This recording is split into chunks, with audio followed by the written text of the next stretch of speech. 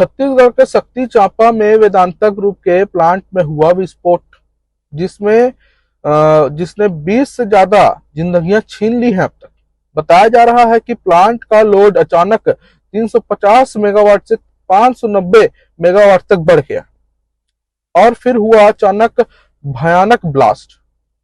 सरकार ने जांच के आदेश तो दे दिए, एफआईआर भी दर्ज हो गई है, लेकिन असली सवाल अभी बाकी है, क्योंकि यही कंपनी इलेक्ट्रॉल बॉन्ड के जरिए भारतीय जनता पार्टी को करीब 230 करोड़, इंडियन नेशनल कांग्रेस को करीब 125 करोड़, बीजू जनता दल को करीब 40 करोड़, झारखंड मुक्ति मोर्चा को करीब 5 करोड़ रुपए दे दिए हैं इन्होंने।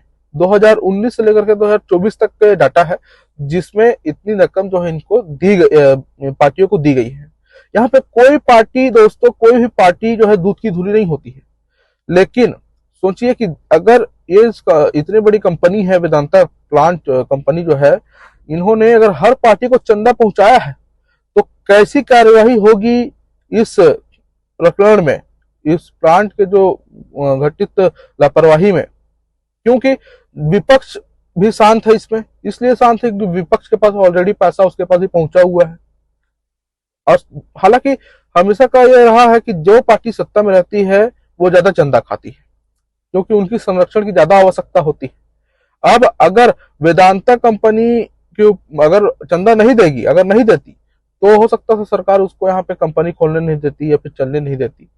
तो सब व्यापारियों की भी अपनी अपनी जो है तकलीफें हैं, लेकिन पार्टी अगर चंदा ले चुकी है तो सोचिए आपकी किस प्रकार की कार्रवाई होगी, क्योंकि उन्होंने किसी न किसी प्रकार से इनको हानि पहुंचाया है, इनको राहत दिया है, तो वो राहत लेने के प्रयास जरूर करेंगे। तो छत्तीसगढ़ की जनता आप जाग चाहिए, क्योंकि आपकी लड़ाई, आपकी हक की लड़ाई आपको खुद लड़नी पड़ेगी। आपकी हक की लड़ाई कोई सरकार नहीं लड़ेगी, इसलिए क्योंकि सरकार के पास तो ऑलरेडी चंदा पहुंच चुका है।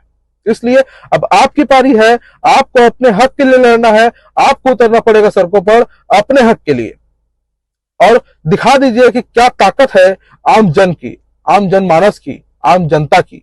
ये बड़ी बड़ी कंपनियां जो हम जैसे, आप जैसे गरीबों को एक मोहरा समझती है, एक मामूली सा आदमी समझती है काम करने वाले, अगर आप रहे चाहे ना रहे, इनको कोई बहुत बड़ा फर्क नहीं पड़ना है। ये आपको हटा करके दूसरा, या फिर आप चले गए तो आपकी जगह में दूसरे मजदूर ले आएंगे और उनसे काम करवाएंगे। इनको मजदूरों से कोई फर्क नहीं पड़ता, मजदूर के जानों से कोई फर्क नहीं पड़ता है। अगर फर्क पड़ता तो इतनी बड़ी सेफ्टी की लापरवाही नहीं होती। हर प्लांट में अपना अपना, हर माइंस में, हर जगह, हर कंपनी में सेफ्टी रूल्स होते हैं। उस रूल्स को नहीं फॉलो किया गया, तभी जाकर के इतनी बड़ी दुर्घटना घटित हुई है।